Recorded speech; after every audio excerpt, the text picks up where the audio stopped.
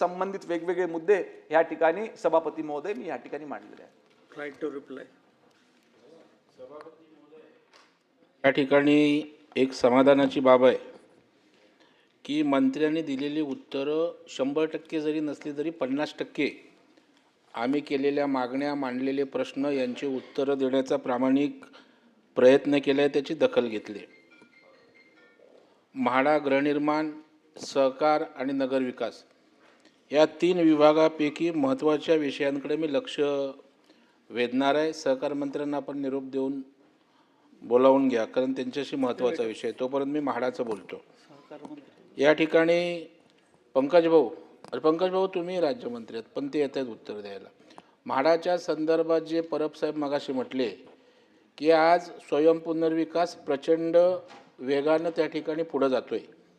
1600 प्रस्ताव आमच्याकडे डेव्हलपमेंटसाठी, सेल्फ डेव्हलपमेंटसाठी आलेत. 46 संस्थांना त्या ठिकाणी आम्ही कर्ज दिलेत. त्याच्यातनं 20-21 इमारती उभ्या राहिल्यात.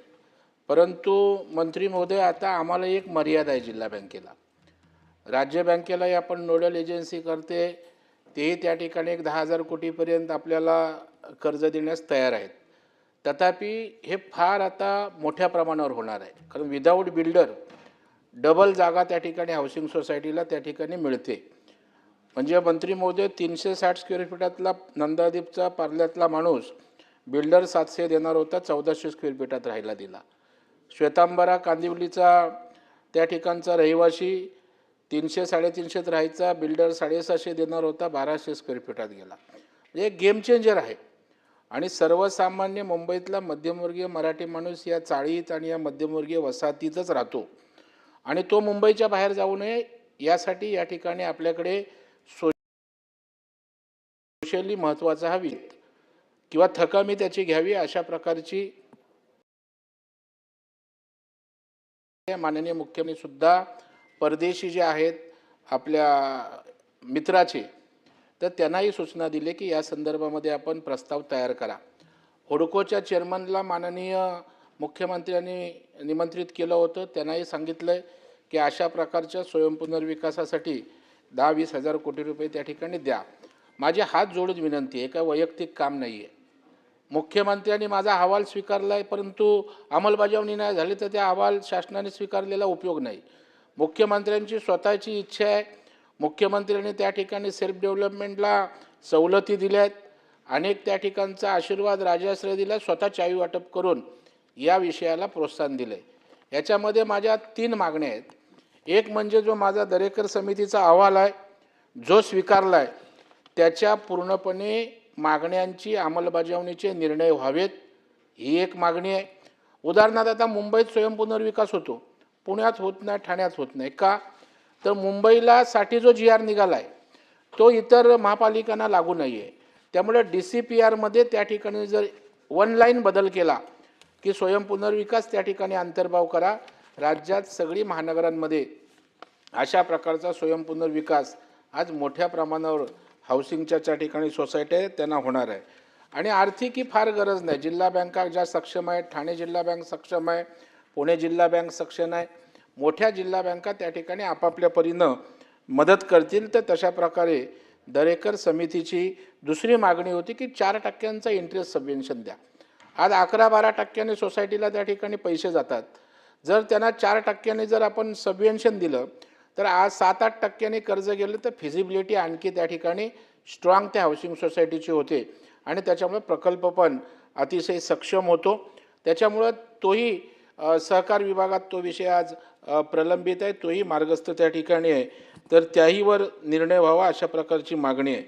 आपण त्या ठिकाणी मंत्री महोदय सांगितलं की पागडीच्या संदर्भात आज इव्हिक्शन चालू आहे. कोर्टाच्या सहारा घेऊन त्या ठिकाणी लोक बाहेर जात आहेत. त्याचा आकडा मी सांगितला, 2.5-3 लाख लोक विस्थापित होणार आहेत. अशा वेळेला आपल्याला न्यायालयाचं कारण सांगून चालणार नाही.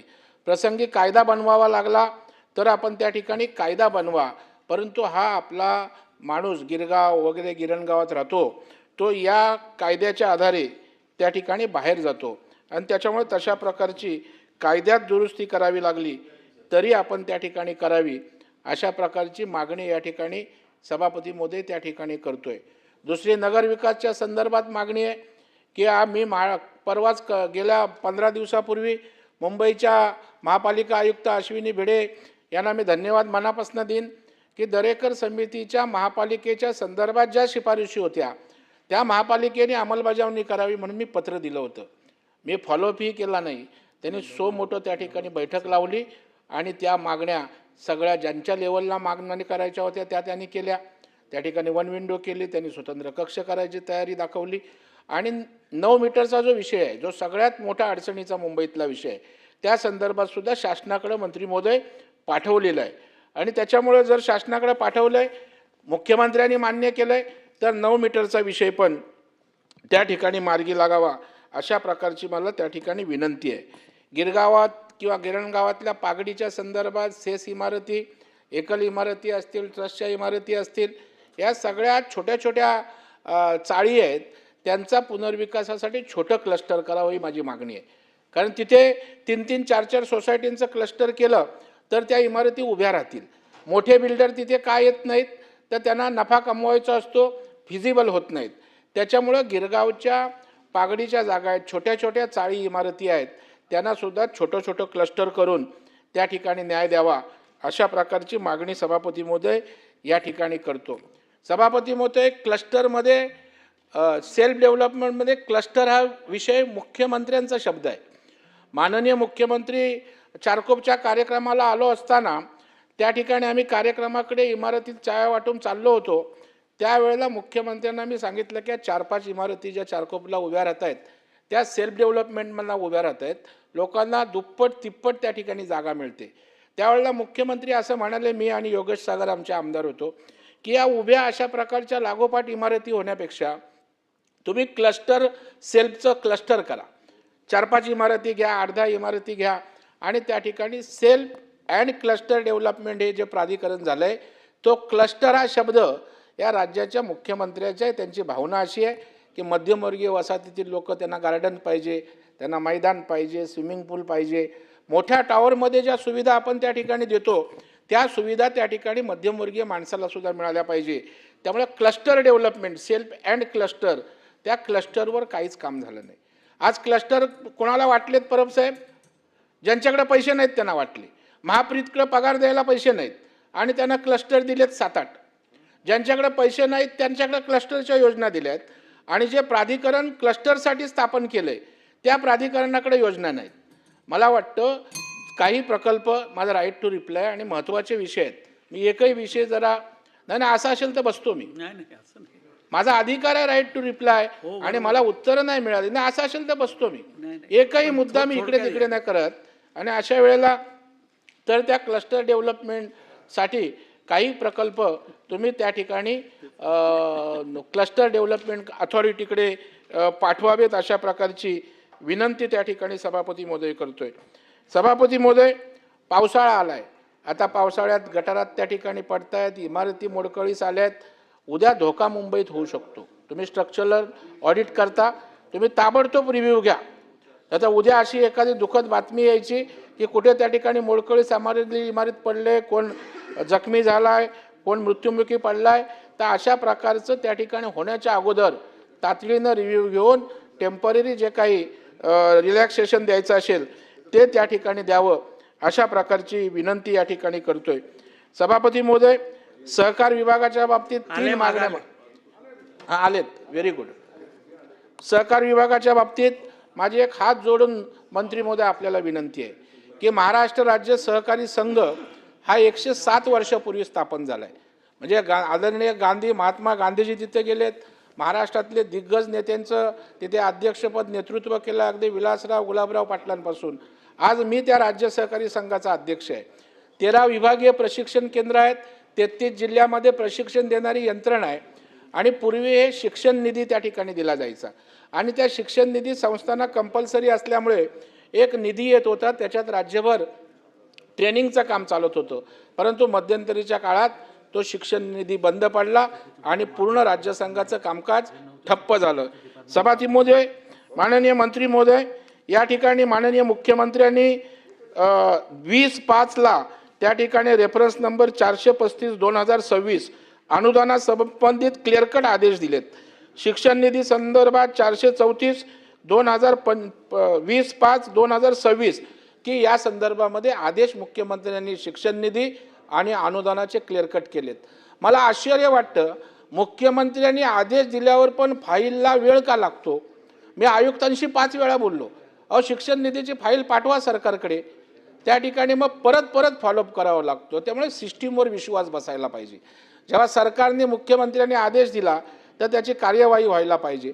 त्यामुळे शिक्षण निधी आणि अनुदान द्यावं यासाठी तोष्णीवाल समितीने पण खोडके साहेब सभापती महोदय त्या ठिकाणी शिफारस केलेली आहे आणि राज्यातील व्यवस्थाच विस्कळीत होईल.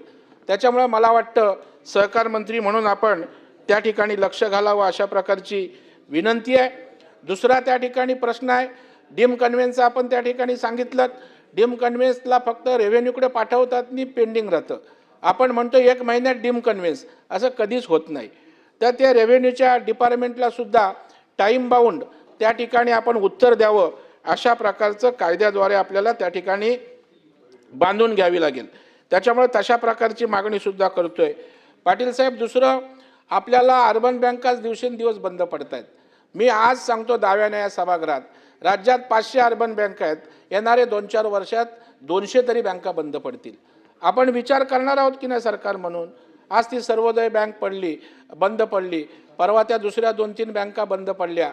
त्याच्यामुळे मला वाटतं ह्या बँकांना जर आपण ताकद दिली नाही तर राज्यातली बँकिंग व्यवस्था पण उद्ध्वस्त होईल. आणि या संदर्भात सुद्धा समिती नेमली होती. 2000 कोटी रुपये अर्बन बँकांना त्या ठिकाणी बॅकअप देण्यासाठी द्यावे अशी शिफारस केले. कशासाठी आपण समित्या नेमतो? कशासाठी शिफारसी येतात? जर एखादी व्यवस्था उद्ध्वस्त होते आणि जर आम्ही गांभीर्यानं त्या ठिकाणी बघणार नसू तर सभापतीमध्ये कशासाठी हे सगळं आहे? त्याच्यामुळे 200 कोटी रुपये त्या अर्बन बँकांना त्या ठिकाणी दिलासा देण्यासाठी त्या ठिकाणी देण्याची आवश्यकता आहे. त्याही संदर्भामध्ये या ठिकाणी आपण भूमिका घ्यावी अशी आपल्याकडे माझी या ठिकाणी मागणी आहे. म्हाडाचा विषय राहिला भोयर साहेब, की पोलिसांच्या पत्नी माझ्याकडे येऊन भेटल्या. मुख्यमंत्र्यांशी मी मोबाईलवरनं बोलणंही करून दिलं. तर जसं आपण BDDला पोलिसांना काही 30-35 लाख घेऊन बांधकामाचा खर्च घेऊन त्यांना घरं द्यायची, हा विषय त्या ठिकाणी प्रलंबित आहे. समिती नेमले, शिफारसही केलेली आहे तत्कालीन पोलीस कमिशनरच्या समितीने. माझी आपल्याला हात जोडून विनंती आहे, हा पोलीस आपला दिवस रात्र उन्हात तानात पावसात आपली सेवा करतो आणि त्या पोलीस पत्नी कोळंबकर साहेबांकडे कधी जातात? प्रसाद लाडांकडे जातात. माझ्याकडे येऊन त्या ठिकाणी रडत असतात की आम्हाला न्याय द्या. माझी आपल्याला विनंती आहे, मुख्यमंत्री याबाबत सकारात्मक आहेत. सरकार म्हणून आपण त्यांनाही काही पैसे घेऊन घरं देण्याचा निर्णय त्याची अंमलबजावणी करावी अशा प्रकारची सुद्धा विनंती या निमित्तानं सभापती महोदय या ठिकाणी मी करतो. आणि ज्या काही मी या ठिकाणी मागण्या केल्या आहेत त्या मागण्यांना सरकारने सकारात्मक उत्तर द्यावं. पाटील साहेब, मंत्री महोदय, माझी आपल्याला विनंती आहे, मुख्यमंत्र्यांनी आदेश दिलेले आहेत, डिपार्टमेंटनी प्रस्तावही पाठवलेला आहे. त्याच्यामुळे शिक्षण निधीची घोषणा या ठिकाणी आपण पूर्ववत चालू करण्याची करावी, अनुदानाची करावी आणि राज्यातल्या सहकार चळवळीचा अपेक्षा असणारा शिक्षण प्रशिक्षण देणारा संघ या ठिकाणी आपण ते जिवंत ठेवावा, पुनर्जीवित करावा अशा प्रकारची नम्र विनंती आहे. चल 1 मिनिट यांचं बोल. नाही, 2-3 सूचना आहेत फक्त. सभापती महोदय, प्रवीण दरेकर साहेबांनी